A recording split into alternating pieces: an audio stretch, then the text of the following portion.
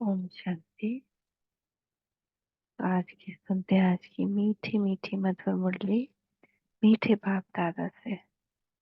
मीठे बच्चे, मनुष्य शरीर की उन्नति का प्रबंध रचते, आत्मा की उन्नति व चरती का साधन बाप ही बतलाते हैं। यह बाप की ही रिस्पॉन्सिबिलिटी है। प्रश्न: सदा बच्चों की उन्नति होती रहे उसके लिए बाप और सी कीमत देते हैं। बच्चे, अपनी उन्नति के लिए पहला, सदा याद की यात्रा पर रहो। याद से ही आत्मा की चंक निकलेगी। दो, कभी भी बीती को याद नहीं करो और आगे के लिए कोई आश नहीं रखो। पहला क्या कह रहे हैं बाबा? अब अगर अपनी उन्नति चाहते हो तो पहला, याद की यात्रा पर रहो। याद से ही जो आत्मा में जंग लग गई है ना, वो निकलेगी। दूसरा, ना तो बीती को याद रखना है, ना फ्यूचर के लिए कोई सपना बनाना है। आगे के लिए कोई आश ना रखो। प्रेजेंट में बस, कोई व्यर्थ नहीं। फ्यूचर को और पास्ट को सोचना व्यर्थ है। शरीर निर्वाह के लिए कर्म भले करो, लेकिन जो टाइम मिले वह वेस्ट नहीं करो। बाप की याद में टाइम सफल करो। कभी कभी ना बोरियत होती है, मन मन जो होता है ना वो हमारे कंट्रोल में नहीं है ना, तो हम बैठेंगे योग करने, ये दोबारा से और ज्ञान सुन ले और पढ़ ले, तो मन जो है ना हम लोग को चंचल बनाता है। कहेगा नहीं, थोड़ा फोन घुमा लो, उसमें ज्यादा मन लगेगा। थोड़ा इधर कुछ किसी से बात कर लो तो मन थोड़ा बहल जाएगा। जब मन के हम मालिक नहीं होते हैं ना, तो मन हमको टाइम वेस्ट करवाता है। तो बाबा ये कह रहे हैं कि भले ही शरीर निर्वाह के लिए कोई कर्म कर रहे हो, लेकिन जैसे ही टाइम खाली मिलता है उसको वेस्ट नहीं करो। हमको अपना हर एक श्वास सफल करना है। ये श्वास बहुत कीमती है। एक एक श्वास, एक एक क्षण डायमंड जैसा है। कम से कम 8 घंटा ईश्वरीय सेवा करो तो तुम्हारी उन्नति होते रहेगी। तो बाबा योग कहते हैं 8 घंटा, अभी सेवा भी 8 घंटा कह रहे हैं।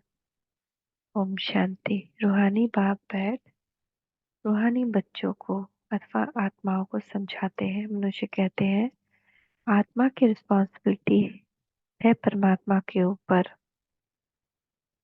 वही सब आत्माओं की उन्नति और मन की शांति का रास्ता बता सकते हैं। आत्मा रहती है भ्रुकुटी में सबसे न्यारी। अक्सर करके रोग होते हैं शरीर में, यहाँ भ्रुकुटी में नहीं। बस सिर में दर्द रहेगा, परंतु जो आत्मा का तख्त है वहां कोई तकलीफ नहीं होगी, क्योंकि उस तख्त पर आत्मा विराजमान है। न सर में दर्द होता है, लेकिन वहां जहाँ बिंदी लगाते हैं उस एरिया में दर्द नहीं होता है। जब आत्मा की उन्नति अथवा शांति देने वाला सर्जन एक ही परमात्मा है। जब आत्मा की उन्नति हो तब आत्मा को हेल्थ वेल्थ भी मिले। शरीर को कितना भी शरीर को तो कितना भी करो, उससे कोई उन्नति नहीं होगी। शरीर की कुछ ना कुछ खिटपिट तो होती रहती है।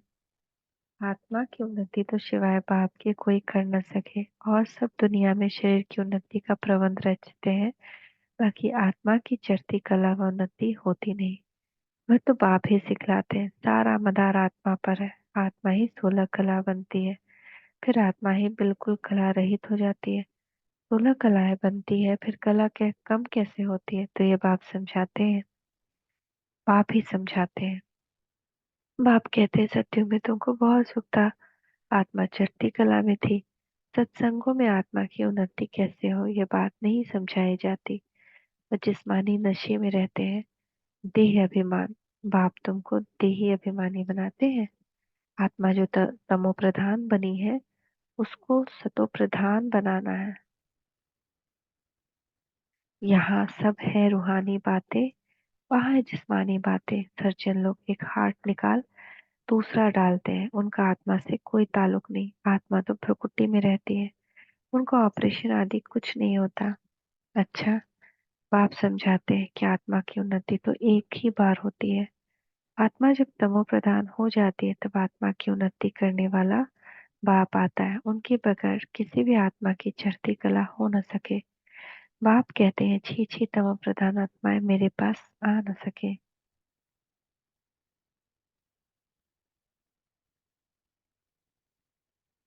तुम्हारे पास जब कोई आते हैं तो कहते हैं शांति कैसे मिले अथवा उन्नति कैसे हो, परंतु यह नहीं जानते कि उन्नति के बाद हम कहाँ जाएंगे, क्या होगा। पुकारते हैं हे पतित से पावन, पुकारते हैं पतित से पावन बनाओ, जीवन मुक्ति धाम में ले जाओ।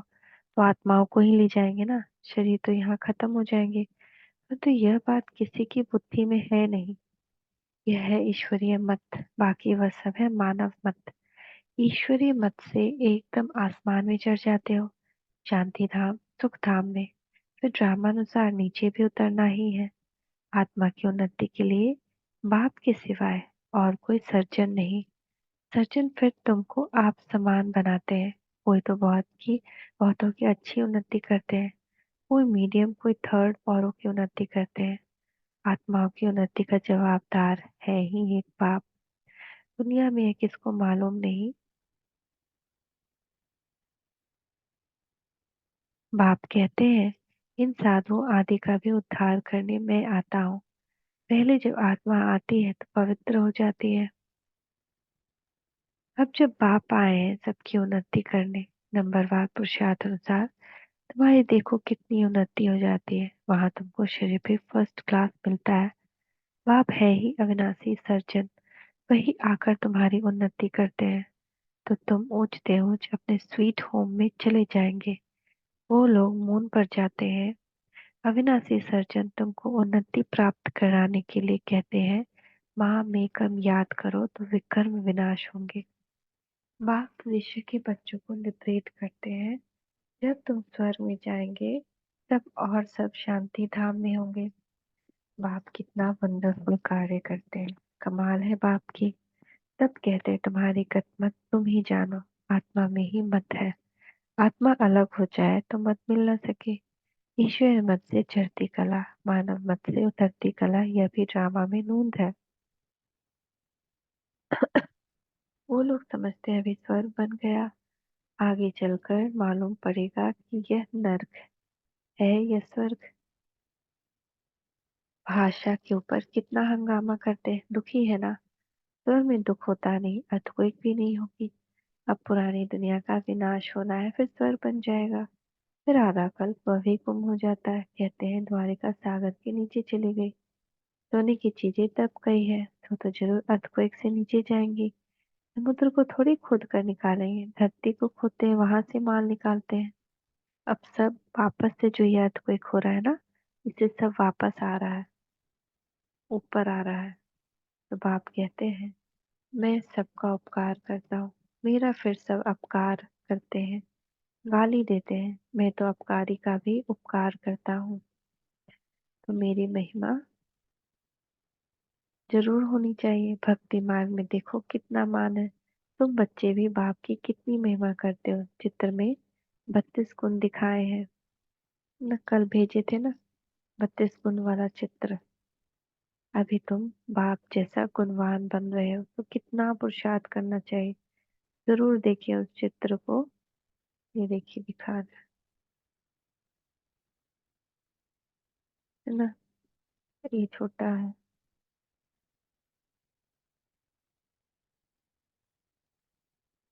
32 गुण वाला चित्र है।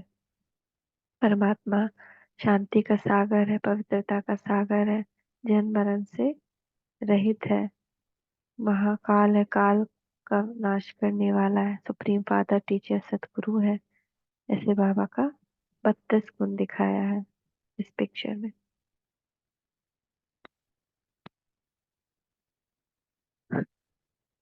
तुम अभी बाप जैसा गुणवान बन रहे हो तो कितना पुरुषार्थ करना चाहिए, टाइम वेस्ट नहीं करना चाहिए। बहुत हाईएस्ट बाप पढ़ाते हैं तो जरूर जरूर पढ़ना चाहिए। हमको भगवान पढ़ा रहा है ना, कितना बड़ा बात है। यह अविनाशी बाप भी है, टीचर भी है। पिछाड़ी में आने वाले पुराने से भी तीखे जा रहे हैं, है ना। ये अपने आप के लिए वरदान ले लीजिए कि पिछाड़ी में आने वाले पुराने से भी तीखे जा रहे हैं। तो आप लोग बाकी सबसे आगे चले जाएंगे। अब सारी दुनिया की उन्नति हो रही है बाप द्वारा। श्री कृष्ण को भी गुणवान बनाने वाला बाप है, सबको देने वाला। तो कल बाबा कहे थे ना, श्री कृष्ण का कोई चरित्र नहीं। जितना कहानी बना दिया है कि श्री कृष्ण ने इस राक्षस को मारा, उस राक्षस को मारा, कुछ भी नहीं है। सारा राक्षस विकार को हम लोग या ब्रह्मा बाबा अभी मारे, अपने अंदर का राक्षस, दुनिया के अंदर का राक्षस यानी विकार को। लेकिन वहां कृष्ण बनने के बाद तो इंजॉय ही इंजॉय है, वहां तो कोई राक्षस होता नहीं, कोई विकार होता नहीं। तो बाकी सब लेते हैं, ये घराना बन रहा है नंबर वार, पुरुषार्थ अनुसार। बेहद का बाप देखो कितना मीठा, कितना प्यारा है। ऊंचे ऊंचे बाप द्वारा सबकी उन्नति हो रही है, बाकी तो सबको सीढ़ी उतरनी है।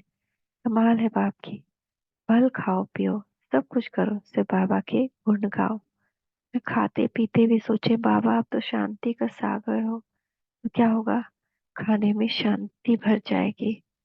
बाबा आप तो पवित्रता का सागर हो, तो चारों तरफ पवित्रता छा जाएगी।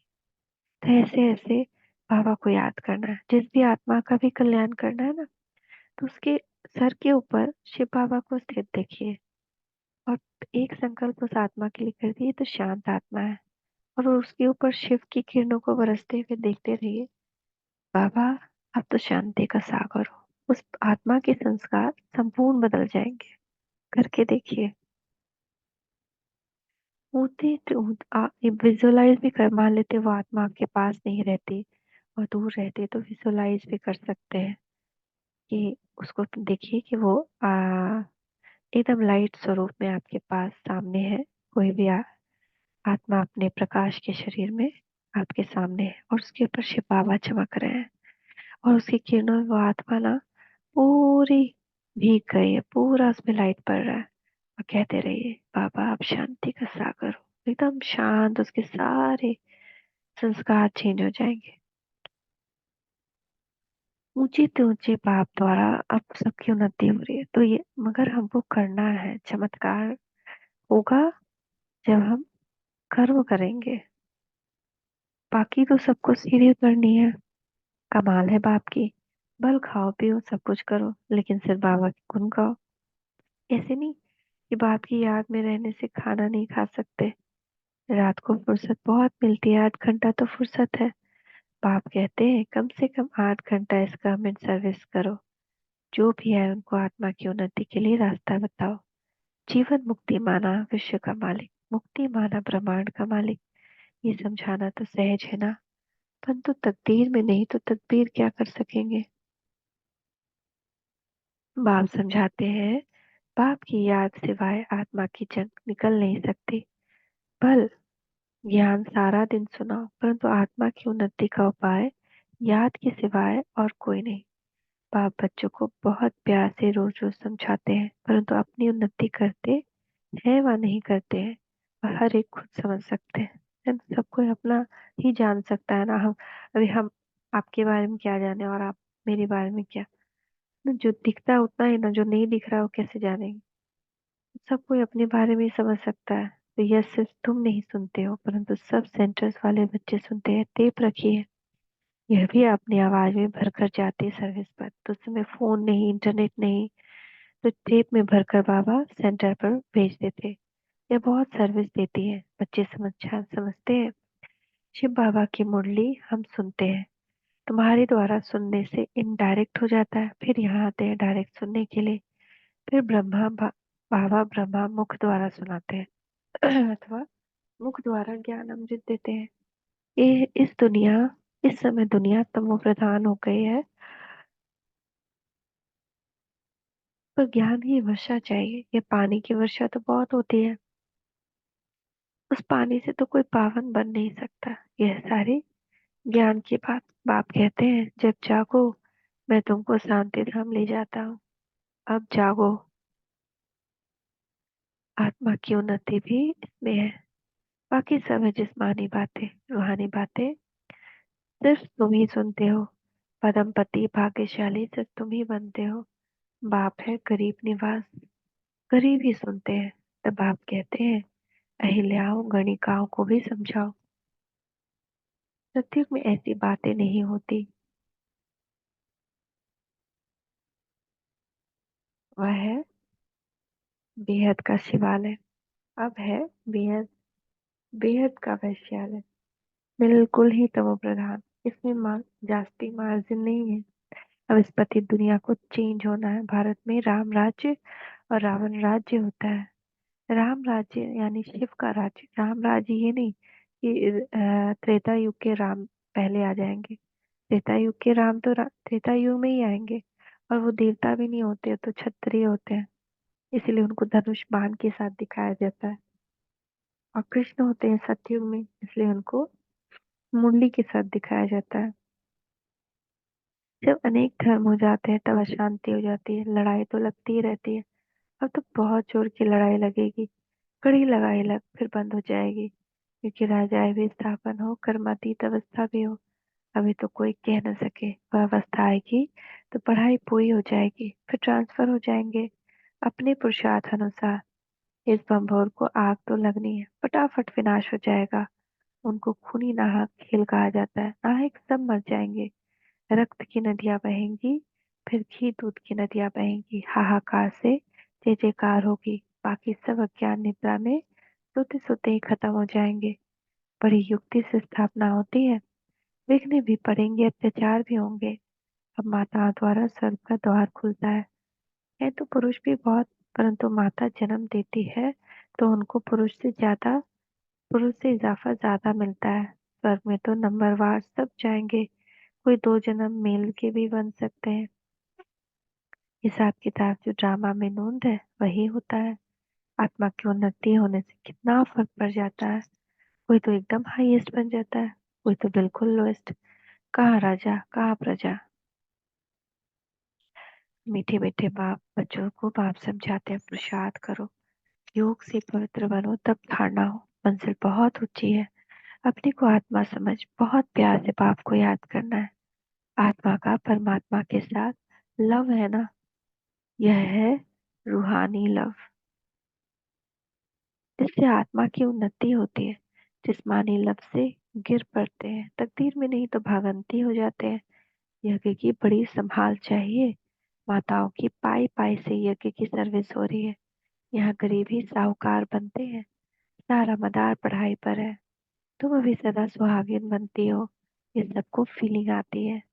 माला का दाना बनने वालों को कितनी अच्छी फीलिंग चाहिए। शिव बाबा को याद करते सर्विस करते रहो तो बहुत उन्नति हो सकती है। बाबा की सर्विस में शरीर भी न्यौछावर करना चाहिए। सारा दिन नशा रहे। यह मासी का घर नहीं है। देखना है हमने अपनी कितनी उन्नति की है। बाबा कहते हैं बीती को याद ना करो, आगे की कोई आश मत रखो, है ना। शरीर निर्वाह अर्थ कर्म तो करना है। बीती की याद न रखो और आगे की आश मत रखो। कभी भी कोई भी जा सकता है।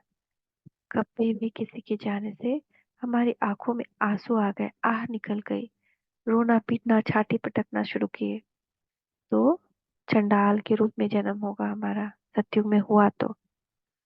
और सजाएं भी बहुत मिलेगी। इसलिए बिल्कुल नष्टो मुहा बनना है।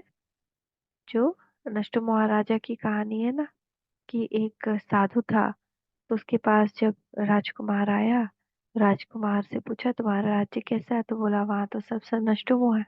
साधु बोला हो नहीं सकता। तो वो क्या किया कि बोला तुम अपने वस्त्र धो, और उसको किसी जानवर को मार करके उसमें खून से लिपटा दिया। और फिर ले गया एक एक के पास। तो पहले उसके भाई बहन के पास ले गया, तो बोला अच्छा मर गया, तो उसका शायद यहीं तक पार्ट था हमारे साथ, कोई नहीं। फिर राजा के पास ले गया, तो बोला अच्छा चला गया, तो अब तो दूसरा बेटा राजगद्दी पर बैठेगा, कोई बात नहीं।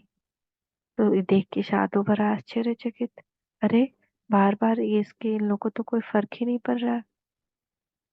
उसके बाद वो तो और ये भी साथ में बोल रहे थे कि अच्छा उसका तो दूसरी जगह जन्म होगा, वो वहां पे उसका पार्ट होगा, इसीलिए चला गया। फिर उसकी माँ को दिखाया, सोचा माँ तो हाय हाय करने लगी। माँ भी बोली वाह अच्छा, मेरे साथ उसका इतना ही रोल था, जहाँ भी जाए खुश रहे, है ना, ऐसे नॉर्मल। तो ऐसा नष्टो मोहा बनना है कि चाहे कैसा भी सिचुएशन आ जाए, किसी का खून ही क्यों ना देखना पड़े, लेकिन हमको ये याद रहे कि ये आत्मा है और बाकी सब ड्रामा चल रहा है। ड्रामा खत्म होके फिर रिपीट होना है। पहले भी रिपीट हुआ, तो इसीलिए बीती को याद ना करो, आगे की कोई आश मत रखो। शरीर निर्वाह अर्थ तो कर्म करना है। जो टाइम मिले उसमें बाप को याद करो तो विकर्म विनाश होंगे।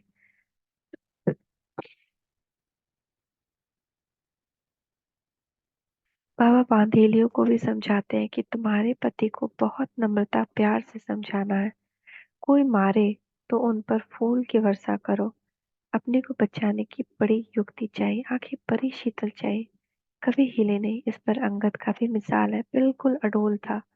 तुम सब महावीर हो। जो कुछ पास्ट में हुआ उसको याद नहीं करना है, सदैव हर्षित रहना है, ड्रामा पर अटल रहना है। आप खुद कहते हैं मैं भी ड्रामा के बंधन में बांधा हुआ हूँ, बाकी और कोई बात नहीं। श्री कृष्ण के लिए लिखा है, सुदर्शन चक्र से मारा, ये सब कथाएं हैं। बाप तो हिंसा कर न सके, यह तो बाप टीचर है, मारने की बात नहीं। ये बातें सब इस समय की है। एक तरफ ढेर मनुष्य है, दूसरी तरफ तुम, जिनको आना होगा आते रहेंगे। कल पहले मिसल पद पाते रहेंगे, इसमें चमत्कार की बात नहीं। बाप रहम दिल है, दुख हरता सुख करता है, फिर दुख कैसे देंगे। अच्छा, मीठे मीठे सिकीलते बच्चों प्रति मात पिता बाप दादा का याद प्यार गुड मॉर्निंग। रूहानी बाप की रूहानी बच्चों को नमस्ते। रूहानी बच्चों की रूहानी मात पिता बाप दादा को याद प्यार गुड मॉर्निंग। नमस्ते बाबा नमस्ते, शुक्रिया बाबा शुक्रिया। धारणा के लिए मुख्य सार, कम से कम 8 घंटा ईश्वरीय गवर्नमेंट की सर्विस कर अपना टाइम सफल करना है। बाप जैसा गुणवान बनना है। जो बीता उसे याद नहीं करना, बीती को बीती कर सदैव हर्षित रहना, ड्रामा पर अडोल रहना है। आज का वरदान है, देखिए बाप दादा का वरदानी हस्त हमारे मस्तक के ऊपर। मीठे बच्चे, संकल्प, बोल और कर्म के व्यर्थ को समर्थ में कर्म परिवर्तन करने वाले होली हंस भवा। होली हंस का अर्थ है संकल्प, बोल और कर्म के व्यर्थ को समर्थ में परिवर्तन करने वाले। क्योंकि व्यर्थ व्यर्थ जैसे पत्थर होता है, व्यर्थ की वैल्यू नहीं, रतन की वैल्यू होती है। होली हंस फौरन परख लेता है कि ये काम की चीज नहीं है, ये काम की है। कर्म करते सिर्फ यह स्मृति में मर्ज रहे, यह राजयोगी नॉलेजफुल आत्माएं रूलिंग और कंट्रोलिंग पावर वाली है, तो व्यर्थ जा नहीं सकता। यह स्मृति होली हंस बना देगी। स्लोगन, जो स्वयं को इस देह रूपी मकान में मेहमान समझते हैं वही निर्मोही रह सकते हैं। जो स्वयं को इस देह रूपी मकान में मेहमान समझते हैं वही निर्मोही रह सकते हैं। हम समझ गए, आहा आराम से बैठ जाओ शरीर में, हमको तो यही रहना है ना, ये मेरा शरीर, ये मेरा संबंध, यही मेरा है। तो ये मेरापन से मोह आता है, लेकिन मैं इस शरीर में मेहमान, तो सब संबंधों के लिए भी मेहमान, तो निर्मोही हो जाते हैं। अव्यक्त साइलेंस द्वारा डबल लाइट फरिश्ता स्थिति का अनुभव करो। जैसे जब कोई ऐसा दिन होता है तो चलते फिरते ट्रैफिक को भी रोककर 3 मिनट साइलेंस की प्रैक्टिस कराते हैं। चलते हुए सभी कार्य को स्टॉप कर लेते हैं। ऐसे आप भी कोई कार्य करते हो या बात करते हो तो बीच बीच में संकल्पों की ट्रैफिक को स्टॉप करने का अभ्यास करो।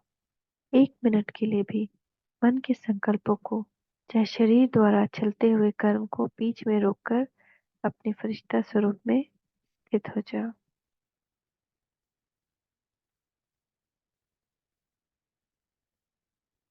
तो बीच बीच में जैसे ही आप लोग के मोबाइल में ट्रैफिक कंट्रोल बने, अपने आप को संपूर्ण लाइट बॉडी प्रकाश स्वरूप में देखें। और आज इसका प्रैक्टिस करें, बड़ा मजा आएगा, करके देखें। ओम शांति, ओम शांति, ओम शांति।